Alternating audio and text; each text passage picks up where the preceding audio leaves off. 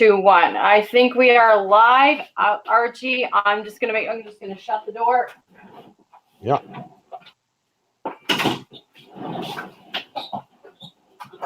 All right. We are live. Hey guys, hey Cape Breton, how's it going out there? We totally appreciate your support. And Archie, I'm so freaking proud of you for mustering through those phone directions and how to get this fired up and started. How are you doing, Archie? Oh, real good. Pleasure to be here. That's good. It's my honor, my pleasure as well. Cape Breton is very dear to my heart. I came here at age 11, and we came back here. I came back here with 5 kids, single mom, and wouldn't trade it for the world. We even have the poorest reception here where we are in Ilmadam, and I wouldn't trade it for anything in the world. So welcome and welcome, welcome from all of us. You have a ton of support. You have a lot of viewers that are throwing up hearts. I know you can't see them, but I can see them. And we totally encourage our viewers tonight, if you have any questions or words of support in the comments below, we want to make some noise. Archie's going on CBC tomorrow, and we want to make some noise first right here on the island. So welcome, everyone, and thank you so much for joining us. Archie, tell us your story. Tell us your background. Connect us to who you are as a Cape Breton, a true Cape Bretoner. Well, you know, I started out at the age of 17 working at National Seed Products in North Sydney.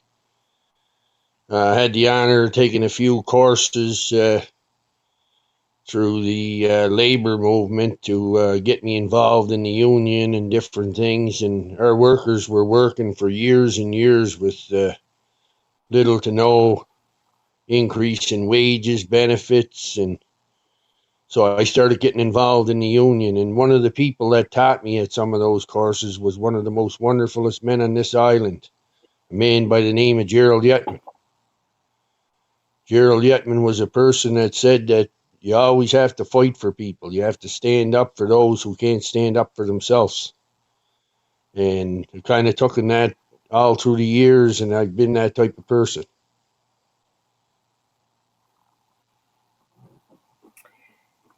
You have, Archie, and I've been reading up on a bit of your biography and how much you've helped. You've worked for so many nonprofit organizations. I just want to check here to make sure that our viewers can hear us. So just let me do a sound check. I'm looking at my phone. I just want to check. Jim Dumphy, if you're out there, can you give me a comment below? I know Jim Dumphy's watching here for me. Philip MacKinnon up in Bay St. Lawrence, if you can give me thumbs up that you can hear. I just want to make sure first here, Archie, before we go any further, just to make sure people can hear us. Sure. So I see us nice and clear. I'm on my device, everyone. For those of you that have not done this before, it's super easy. You got the link. It might be a little bit delayed, but it's not that far behind. And if you want to share the link, invite people, you can. I'm just doing a sound check here. Hi, everyone. No audio and the video is in fragments. Okay. Close and rejoin, fixed video and sound. Close and come back in. Not getting any sound. I'm just going to ask our viewers here, can you hear and see us? There we go. Yeah, we're getting thumbs up. Perfect. All right, Archie, I just want to make sure that we had enough viewers on there that could see us, and we do. So if anyone can send me a private message to my actual profile and let me know that you can hear it and see it okay, I would be really grateful. All right. So Archie, like I was saying, I've noticed your background. You're a lot of nonprofit. You're campaign, you've got heart for the seniors, the youth, child poverty. I was reading.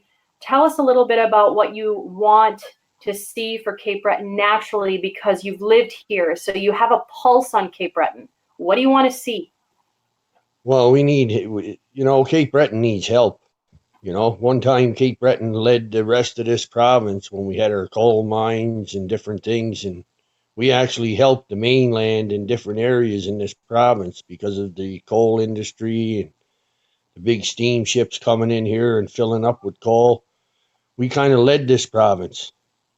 And now our community has depleted over the years. We've got absolutely nothing down here. We get no help from nobody, provincially or federally. We're like the last people, you know? If we take the amount of people that actually travel out of this province to go to other provinces to work, we've probably got about 25% of our workforce here in Cape Breton that actually do any work around here. 50% of our population is moving away to other provinces to work, leaving their families alone, and family breakups, a whole host of different things going on. So I guess, And I was, yeah. What we're trying to say is that we've never had a voice, We've had Liberal MPs, a federal Liberal government, and still we continue to get absolutely nothing. One time we'd say if you vote on the government side, you're going to get something that'll bring something to the island. Well, that's all changed. We get absolutely nothing. And most of the people across Canada think that everything's wonderful down here in Cape Breton because nobody ever says anything about it. It's time for the people of Canada to be exposed to what's going on down here. The government can spend millions. The government can spend millions and billions of dollars giving it to other countries. Well, you feed your own family before you feed the neighbors. I have no problems with trying to help people in other countries, but I mean, when your own people are suffering, I think that, charity starts at home. I couldn't agree more with you. The ripple effect starts right in your own community, within 3 kilometers, right in your own house and within your own radius. And I've always firmly believed in that. I noticed, Archie, in reading about you, I couldn't help but notice your tenacity and your ambition, your passion. I mean, you went and loaned your own money to do this. You went and pounded your own signs. You had people coming up to you asking if they could help you and giving you hugs. And this is what Cape Breton is truly. I don't know what the cliche sentence would be, but Cape Bretoners, I moved back because I wanted my kids to feel the heart of real people, no matter how crazy and high technology, how advanced the world might think it's getting. I find that there's values in Cape Breton that you cannot replace with a device or a computer or anything else. And that would be a sheer example of what you encountered the other day, pounding your own signs and people walking up. This is what Cape Breton needs, is some noise. So how are you going to do that, Archie? What plans do you have to make as much noise as possible so that we don't feel left behind? Well, one of the things I tell people as I'm out campaigning and putting signs up and speaking to people is that I can be a voice. I can be a voice for the people. But if I'm only one person and I'm only that voice, if the people don't rally behind me, because like I said, we've got hospitals over there, people are going over to the hospitals waiting 17 and 18 hours to see a doctor. We've heard horror stories of people dropping dead after getting checked out, and they're sitting there waiting for hours and hours, and they end up dropping dead, right in front of people's eyes. Yeah. I was speaking to an elderly lady the other day, and she told me that all of her family, younger sons and daughters, they all packed up and left here because of no work. She's left here all alone, and she said to me, they're going to end up finding me dead here in the house someday. She said, if I want to go to the hospital, it costs me $120 to go to the hospital. She said, when I'm not feeling good, I got to pay $60 for a cab over and $60 for a cab back. And she said, there's times that I feel that, I don't feel right and I want to go to the hospital, but I can't afford to pay the $120. So I just ignore it. And that's sad. That's sad when you hear things like that. We just had an incident here of a little fella that his mother's up there. I think she's got 3 or maybe even 4. I'm not sure what the numbers are, but I know at least she's got at least 3, and they all have different problems. She's got a little fella up there that had 3/4 of his bell taken out, and God knows how long she's going to be up there. We're trying to raise money and fundraise for her, and I mean, it's sad. It's a very sad thing because it's a weekly thing here. You're hearing about horror stories and everybody's trying to rally and fundraise. And I mean, the government continually does absolutely nothing. We hear nothing from our politicians. We hear absolutely nobody talking about how can we help our island here. Stand up and fight for us. That's what we elected you for. You know, not to go up there and sit back, relax, collect your paycheck, and come looking for us in 4 years' time, looking for our vote when you've done absolutely nothing for the last 4 years. I couldn't help but notice you're getting lots of engagement too, Archie. I study media, so my job, what I like doing is seeing if I can make a louder voice for people, and which is why I'm on here with you this evening. Thank you very much. And I noticed you are getting. I looked at your metrics, so I looked at the engagement of people, and you're getting 8.5 thousand. Your campaigns are reaching 8.5 thousand. You're getting engagement clicks of 1.4 thousand. But, you know, it can be better. It can absolutely be bigger and broader than that, especially because Cape Breton is so unique. I mean, it has the potential of so many things here. And in saying that, I want to focus on your viewpoint here. I noticed there's a global movement with more young people getting involved with politics. Now, Yeah. What's your take on that? Well, you know, it's amazing. It's like I said, you know, over the years, I've run for council. I've been elected to town council in the town of Sydney Mines. And it's always been the older people going out to vote. You know, I know in the last by-election here, there was only like 40% or something went out to vote. But I don't know what it is. But a lot of it now is young people. Since I've been out putting out signs and everything, it's young people coming up to me and saying, look, you know, we're going to have to do something. We can't expect the elderly to stand up and fight for us. It's time for us to start standing up and fighting for ourselves. So, I mean, the young people are starting to get involved. You know, there's young people pulling into my driveway here at my home, asking for signs and telling me I've got a neighbor that's going to take a sign. And it's just something I've never ever seen before. And like I said, I've been involved in politics for 40 years. You know, I've worked in other campaigns for other people. It seems like people realize we're going to have to stand up and do something. And the only way to do that is if we all band together. What's your strengths, Archie? What do you bring to the table? I'm a fighter. I'm prepared to fight, and not with my fists, but with my mouth. You know, because that's what we need. And like I say to people, if I get elected, I can promise you that we'll make the national news within the first week. But I'm not going to be able to do it unless the people rally behind me. We're having problems over here. They're wanting to close our hospitals and different things. Unions, different organizations have tried to rally people, and 50 or 100 people come out to the rally. Well, that means absolutely nothing to the politicians and the government. But if I can be a voice and I can rally the people and we can get them to go over there in the thousands, you know, not to stop anybody from being able to go into the hospital or whatever, but bring the numbers of people there. Let people start speaking, you know, tell some of their stories. You know, my wife went up 7 weeks ago. We went over to the hospital here. I went over with her.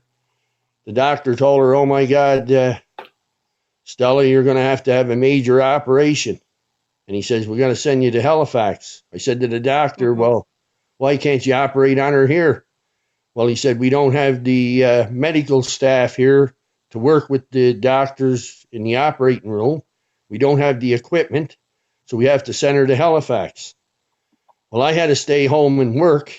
Sent my daughters up there to stay with her. It cost me $3,200 to have my wife taken care of. And if something had to happen to her up there, I wasn't even going to be there with her. I'm home here working, trying to pay the bills. You know, the rest of the province, well, they can take their loved ones to the hospital, have them operated on, and go home that day and come back the next day. But for us down here, it's a major financial burden, you know? And I mean, it shouldn't be. You know, the provincial government is taking the transfer money from the federal government and keeping it, you know? They keep $235 million out of $250 million. Well, if we had that money down here, we could have the proper equipment. We could have the proper doctors, the proper medical staff to work with the doctors, and we wouldn't have to travel to Halifax to have our children operated on. You know, there's another lady over here that takes her daughter up there on a weekly basis. She got to get in an ambulance, drive all the way to Halifax. You know, to have her daughter taken care of up there. She should be able to have her taken care of right down here in Cape Breton. You know, we're not being treated fairly. We're not being treated like the rest of the province here. And we've got nobody speaking for us. You know, they're offering us, I've watched some of the politicians in different parties offering us $100 savings for the year if you're riding a transit. Well, half of this island don't even have transit. So don't even have it, no. That, you know? Yeah. What's the good of $100 off a transit for an elderly lady? Like I was just telling you, that's paying $120 to go to the hospital and back. Yeah. What do you love about Cape Breton, Archie? The people. Our people. We have the most wonderfulest people here. You know, I talk to the guys from and the ladies that are working at the food banks in different places, and they tell me stories about people coming in that don't even have anything themselves, but yet they're still coming in and bringing in food to give to the food bank for somebody else. You know, and that's the difference between people down here. The people that don't even have anything are still trying to give to somebody else. And it's very unique. You don't see that in the rest of this country. You don't. And that's not something it doesn't matter how polished you are or how educated you are, that's not something you can acquire from a book. It's either you know how to be that and act that and live that way, or you don't. Archie, what is one of your greatest accomplishments in life? What are some things that you're proud of that you've accomplished? I'm proud of being a father, a grandfather, a community person, a person that cares about people, and also somebody that won't be pushed around. You know, I've been over attending council meetings complaining, like we're paying 87% higher property taxes here in Cape Breton than the rest of the province. You know, we've got a bankrupt municipality, and now they're talking about taking a cap off of the people's homes and increasing our taxes even more. You know, so it's time for people to band together. We got to fight. And that's what I'm proud of. I'm not somebody that's going to back down. When there's a fight in front of me, I'm going to stand up and fight. I'm not going to turn the blind eye. And people know that. So that's the thing that I'm proud of, is the type of person that I am. I'm one that's going to fight, and I'm going to fight until there's no more fight left in me. And the reason I'm fighting is because I know it's what the people need and it's what we want. Are you going to consider this still successful regardless of the outcome of this? Are you still going to realize what you've already done for Cape Breton, whether you win or lose? Well, yes, I'm going to be proud of what I've done because I've done everything that I possibly can. Like I said, you know, I've invested $10,000 of my own money.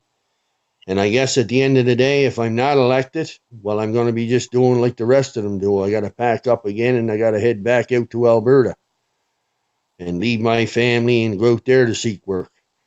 But what I'm saying is that this is my kind of like my last shot, my last kick at the can. And that's what I've been telling people. I'm giving it one more shot. And if I'm successful, I told people that you will see a difference. I give them my word. Because I'm going to fight. But again, I need the people to support me. If this island don't wrap their arms around me and we all band together, we can accomplish what we want to do. But if not, well, the politicians are just going to laugh at me because they're going to say he's one guy that got elected, and you know what I mean? Nobody else is going to care. But if we come out in numbers, numbers count. And that's what they look at. You know? And like I said, the rest of Canada don't even know what's going on down here. So if I'm elected, I got ways of doing things. I've been a union leader. I've worked on Michelin drives. I've been a union organizer for the Canadian Auto Workers. I know how to get our message out. I know how to rally people behind us. And like I said, if I have to go to Ottawa, if I got to stand out in front of the Parliament building with posters asking people to make donations to help our people down here because the federal government don't want to do anything for us, we'll get media coverage. Somebody will respond. And that's what we need down here. We need somebody that's going to fight. And that fighter is going to be me.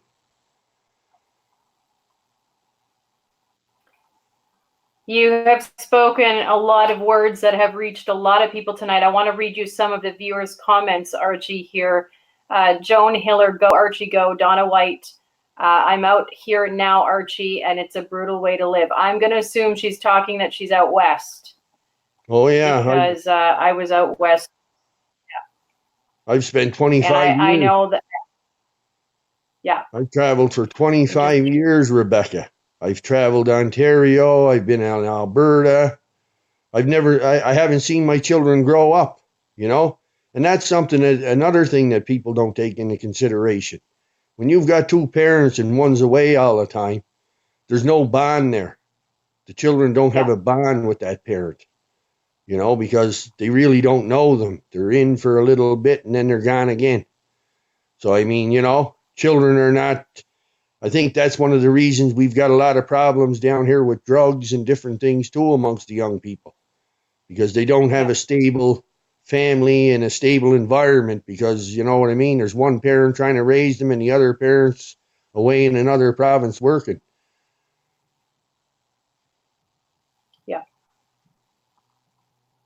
Talk to me about child poverty. Bring to light, bring to awareness for our viewers that are watching. You mentioned child poverty is one of your campaign topics that you're bringing awareness to and fighting for.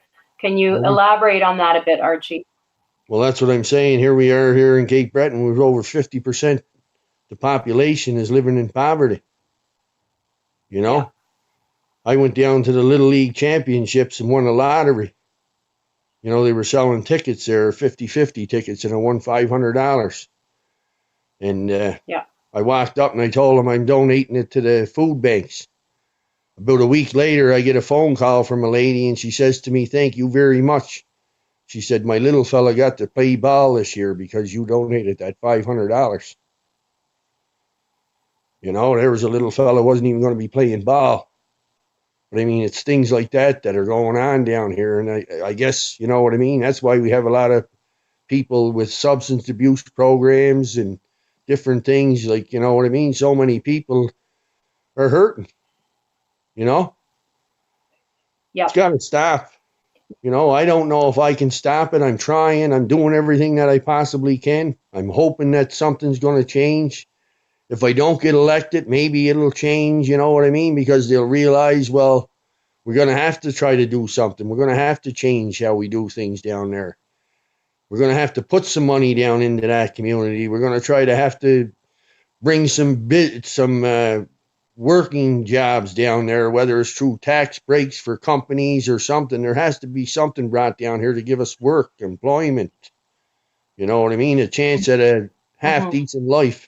The islands, it's pathetic. You know, I'm a carpenter. I've been in homes of seniors that are living in homes with mold in them. You know, and I tell them, I'm mold, like, do you realize there's mold over there? They say, well, you know, I applied for a grant, but I don't qualify. Well, you know, I just had a lady the other day who called me and I said, well, I'm in an election. I really can't have a look at doing an estimate on your home, but I mean, they came here 3 or 4 times, ended up going down and looking, and they're giving them a grant, and the woman's crippled, and there's not even a wheelchair accessible ramp part of the grant. So I'm like, how in the name of God can they give you a grant if they're not even going to put a ramp on your house to allow you to get in and out of the house? So for our viewers watching out there, first of all, if you don't know where Cape Breton is, Cape Breton is the very east of Canada, not as east as you can go, but it's the very east. You have to cross a causeway to get across. Cape Breton Island, its main industry, I would say, is fishing but also tourism. But 6 months, I would say, is that a fair estimate, Archie? 6 months out of the year is the tourist season? Well, basically, that's our main industry here. Is to be quite honest with you, is just a bit of tourism in the summertime. And Tourism. Yeah. most of the fishing is seasonal lobster fishermen. So what Archie MacKinnon is bringing awareness to is that Cape Breton has, for years, felt as though we have been forgotten about. And so there's a saying I read, and it's kind of funny, but it's not. Last person off the causeway, don't forget to shut the lights out. And that's because many times there would be that wonder if Cape Breton was going to stay standing. Which brings me to, and I'll wrap this up because I don't want to keep you too long, Archie, unless our viewers do have questions, but which brings me to this strong feature about this island, is the resilience that this island has is not comparable to anything I've ever known or witnessed in my life. And I'm talking about people that have lived and worked off of nothing and made an income for themselves and a life for themselves. So when Archie says the words, "I won't let you down," I have the tendency to believe what he's saying. For those of you that are we're a little bit delayed between comments and us speaking, so I'm trying to buy us some time here, Archie, just talking, but I want to view some comments here. Suzanne Carey, independent, has my vote. Others should follow suit. You're really, and Archie, you'll be able to read all these comments after we're done. And you'll also be able to share the video again. Brendan Dumphy, Cape Breton needs tax breaks. We need lower housing taxes. We need to be directed down the road that's going to stay to fix our healthcare system and education system.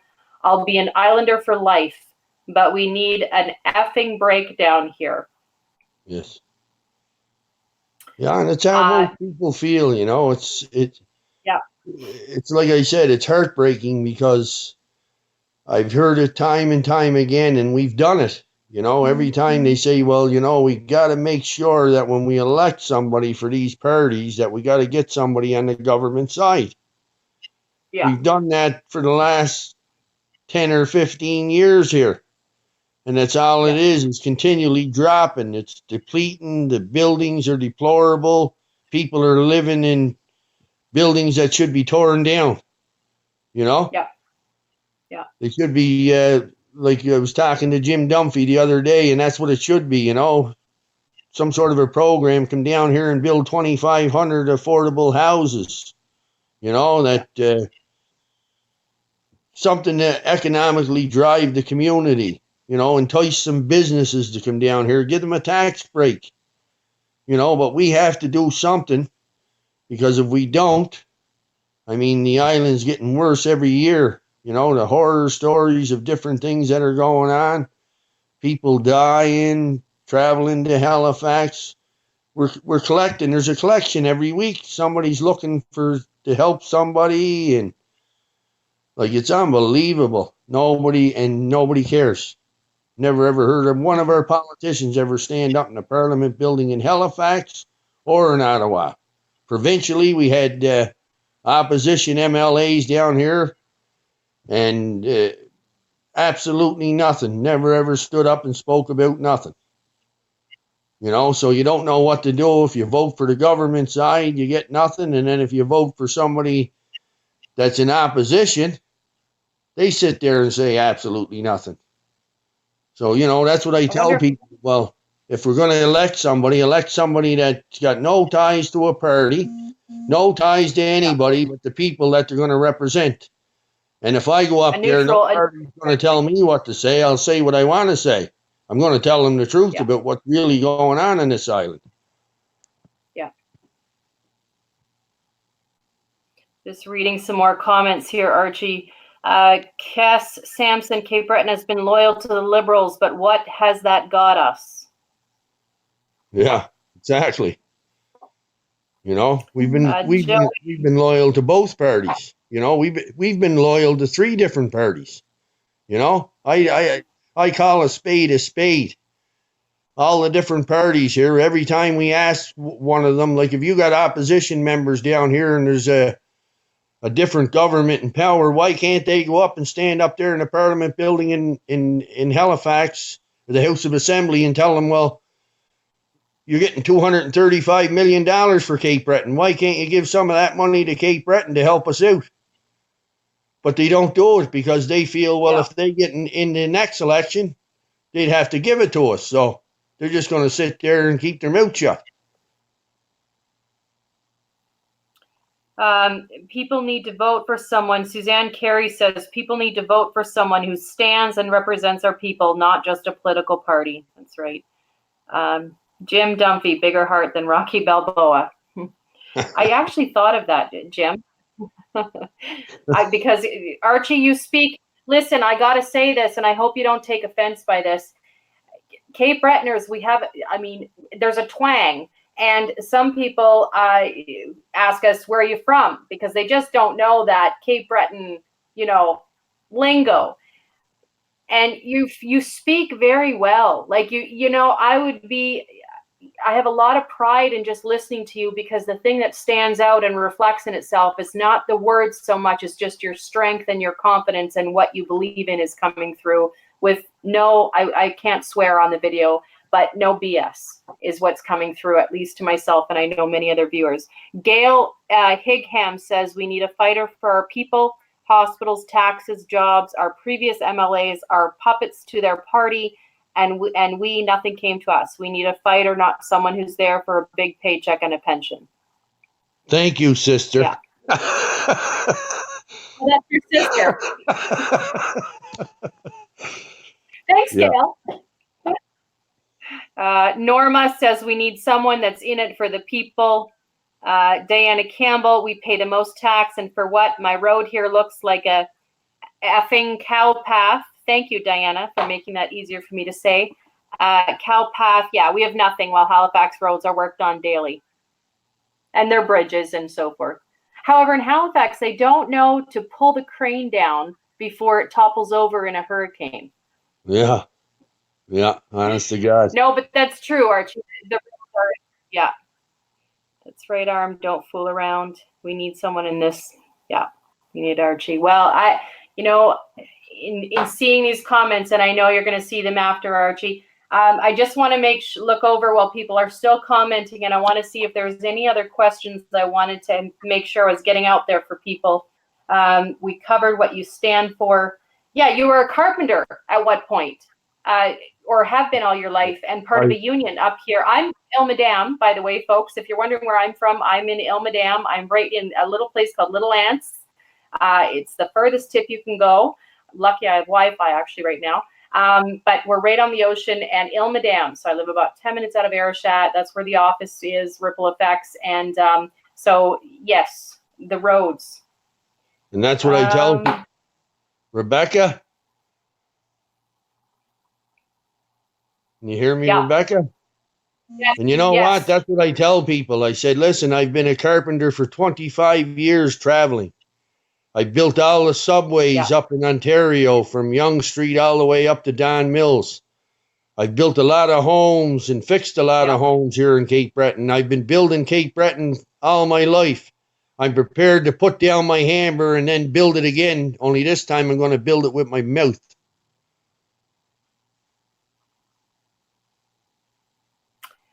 Well, I want to thank you on behalf of everyone, Archie. I want to thank you so much. Is there anything else that you want to get out to our viewers tonight before we close off? I just want to thank everybody out there for all the support. I appreciate it very much. And like I say all the time on there, that if you vote for me, I give you my word. I won't let you down. And at the end of the day, you're going to be proud. Thank you very much, and have a good evening. It was Archie MacKinnon, you guys. He's running for independent candidate for Sydney and Victoria. I want to thank all of our viewers tonight for watching. Thank you so much. Regardless of what happens, I don't know about how you feel, but I feel that he's already won some big footprints on Cape Breton and in the hearts of many Cape Bretoners. Good night, everyone. Good night, Archie. Good night, Rebecca. Thank you very much.